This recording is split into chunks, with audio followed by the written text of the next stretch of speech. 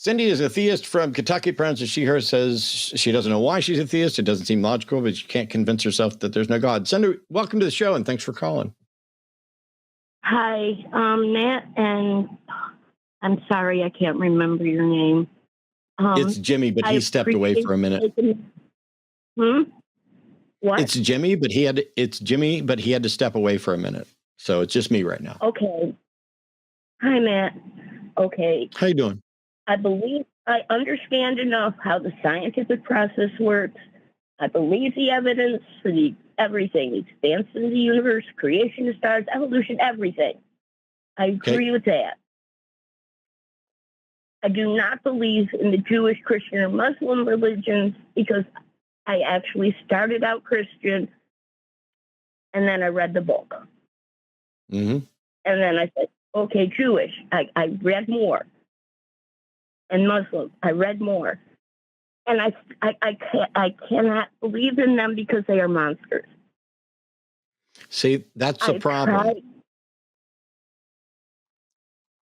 I've tried to focus my beliefs and agreements on reality. But for some reason, I cannot stop believing that a God exists. Okay. As an emergent property, maybe. I don't know, but... So first of all, you said you can't believe in those gods because they're monsters. Well, that is a bad argument. Hang on. Okay, let me rephrase. Cindy, hang on. Cindy, I'm trying to explain something. To say I can't believe in something because they're monsters is irrelevant. That has nothing. They could be real and monsters. So whether or not you believe that they're real is independent of whether or not they're monsters. But also, you shouldn't be looking for reasons to stop believing, because that is an erroneous shifting of the burden of proof. You should be looking for reasons to believe. So, for example, which God is it? Which God is it that you believe in? That's the problem, because I do not believe this world was created by monsters.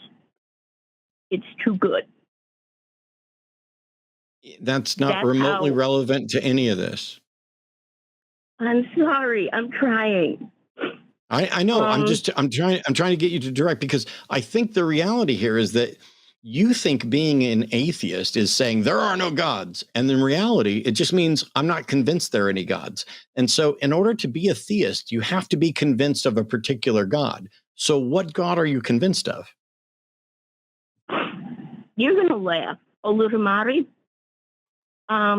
It's basically a African god of no gender. And why? What evidence do you have for that God? And what's the name again? Oludumare. Oludumare. Okay. What evidence do you have that Oludumare is real? None. So how can you believe something if you don't have any evidence for it? I don't know how I can believe. That's my problem. I cannot convince myself that a God doesn't exist. See, you didn't listen to me a minute ago when I said this. You just again said, listen, Cindy, listen. You just again said that you can't convince yourself that a God doesn't exist. And the point is, it's not up to you or anyone else to convince you that a God does not exist. You have to become convinced that a God does exist. And now you're telling me that you are convinced that Oludumare is the real God, and yet you have no reason for that.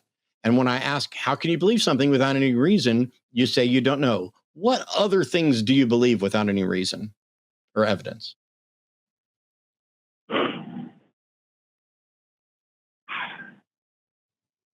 I believe that the scientists who have more education than I know what they're doing. Okay, but you have evidence for that. Also, scientists don't investigate whether or not God exists. Yeah. It's totally separate. So we have mountains of evidence that there are many scientists who know more about specific subjects than any of the three of us. That is obvious evidence, as is clear by the fact that we have learned things from people who know things that we didn't know. But if you're going to say Oludumare is real, I don't understand how anybody can believe something is real and not have any reason why. I don't know either. Cindy, are you from Nigeria? Where are you from? No, I'm not from Nigeria, but where did you pick up you believe in the Yoruba religion? Yes. And basically, I think probably I'd lost all faith in everything. And a Yoruba priest came, and everything he said seemed to make sense. What did he say that makes sense? Just one example. The fact that every one of us has God inside. How can that be true? So this priest tells you every one of us has God inside. He doesn't provide any evidence for that. You don't have any evidence for that, yet you are convinced of that. I don't believe everyone has God inside of them. I don't believe there is a God. So now you and I don't believe the same thing, and I don't believe it because there isn't evidence for it. And you say you don't have evidence for it, but you believe it anyway. Do you care whether your beliefs are true? I care what I believe is true, and I can't. That's my problem. I care what I believe is true. I have no evidence that it's true, and I cannot force myself to not believe. Yeah, this to me, and I'm I have no evidence.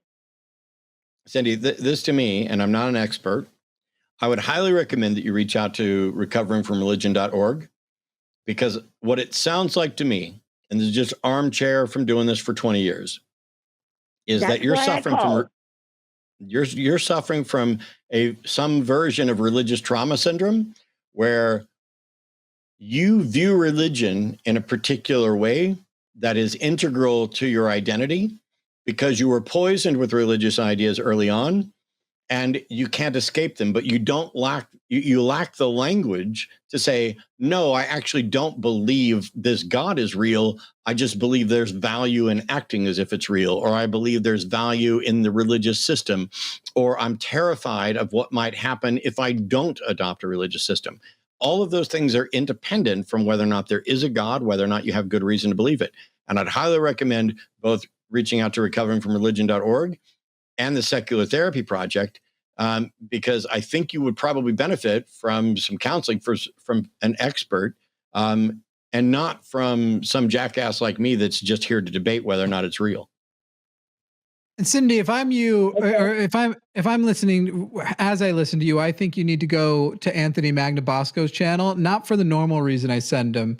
I think you don't need to listen to him as much as you need to listen to the believers, because your reasoning is literally the same as everybody else's. So you're somehow sure that, all the other religions except Yoruba, like, my goodness, you couldn't settle for one God. You needed hundreds of them, which, by the way, includes a trickster God that could be making it all up and pretending to be all of them. Like, whatever. But you go and listen to. What was quick? Figuring out where I was coming from. What? Knowing religion, more about the religion than yes, I know about Yoruba. To. Yeah, that's my job. Okay. But okay. Anyway, the point of this being, go listen to some of the believers, because your reasoning is literally the same as all of theirs. It's, it resonated with me that God lives within me, and this made sense, and this made sense, and you're sitting there, you're sitting there with a religion that a lot of people don't adopt because it still holds to the same dumb norms from the past, where it was like, we look back now and laugh at people who thought thunder was the will of God. But you belong to a religion that believes in a God controlling the thunder, even though we know how weather works. You believe a different God that controls the thunder, controls the rain. That's bogus. So confusing. I should say so. How rain works. And I know how rain works. So go listen to you got a leg up on some people. Go listen to other people tell their stories of why they believe, and you might start to go, oh crap, I don't have a better reason than them. Okay, can you tell me more about this person? Who is this? Anthony Magnabosco, and he runs a channel that's about street epistemology, where he kind of teaches people how to have conversations using a bit of a Socratic method with people, where the goal is mostly just to get them to acknowledge that their beliefs are sort of rooted in faith, and that's the biggest, key component, and make them be a little bit more understanding of people who reject faith, because faith is so unreliable. It can get you to anywhere. And that's the thing you need to internalize, is you're basically saying, I can't turn my back on faith, even though everybody else. Cindy, don't ask us how you should change. Think about people you know. And if somebody you knew was radically Muslim or radically Christian or Christian nationalist, what would you hope they would consider on their end? The same thing I hope for me is that we can figure out why we believe stupid shit. Use my language. No, it's fine. Cindy, do you believe that I can flap my arms and fly? Probably not. Probably not. That'd be pretty good. Are you absolutely certain that I can't do that? No. No. Do you have any good reason to believe I can?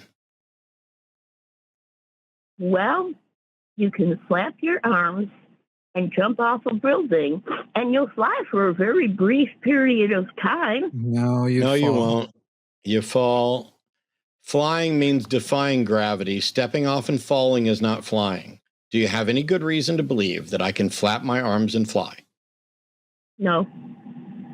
So, what would you say to someone who said to you, I don't have any evidence or good reason to believe it, but I'm totally convinced that Matt can flap his arms and fly? That I wish they would change their mind. Like I wish I would change my mind. I think for a lot of people that are focused on logical arguments and evidence, who already have a grounding in finding the best ways to make sure their beliefs are true, I would just recommend, evaluating, hey, if when you ask yourself, why do I believe this? Your answer is, I don't know. Then you can't continue to believe it. But you're not in that group. I am. If I ask myself, why do I believe this? And the answer is, I don't know. I no longer believe it. There's no choice. You don't choose what you believe. I'm just absolutely no longer convinced. And if I were to find that I'm convinced of something, despite the fact that I apparently have no good reason to be convinced and can present no argument or evidence for being convinced, I would have to focus on that issue until I either came up with a justification or I would never be able to believe it. But not believing it is not the same as believing it is false. Do you know whether the number of blades of grass on Earth is even or odd? I don't. I don't. But it has to be one of those two, right?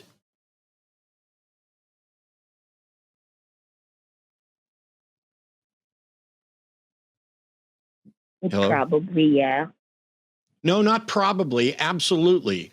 All numbers are either even or odd. If you counted the blades of grass on the planet, the number of blades of grass on the planet would either be even or odd. There is no other option.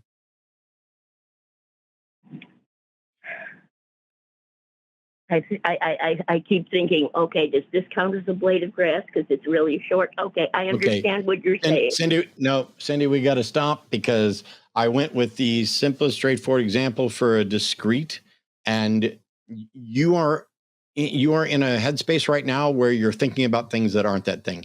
And so I'm going to stick with my recommendations. I think you need to reach out to Recovering from Religion, and you need to start asking yourself, hey, how many things do I believe where I don't have a good reason? And how is it that I keep continuing to believe them? You got to do that kind of introspection, and there may be somebody out there with a better way to help you with it. But I don't have anything else to add today. Got to get past the defensive pedantry. Thank you. I appreciate your help. Bye, Thanks, Cindy. Hey there, Eric. Noting that anyone watching that clip makes atrociously poor life decisions, where should they send their protection money to prevent further damage? All protection money should be sent to patreon.com/calltheline, or else we will break your kneecaps. Okay, we can't say that. I think we can't say that. Okay, I'm sorry. Yeah. Hit like and subscribe.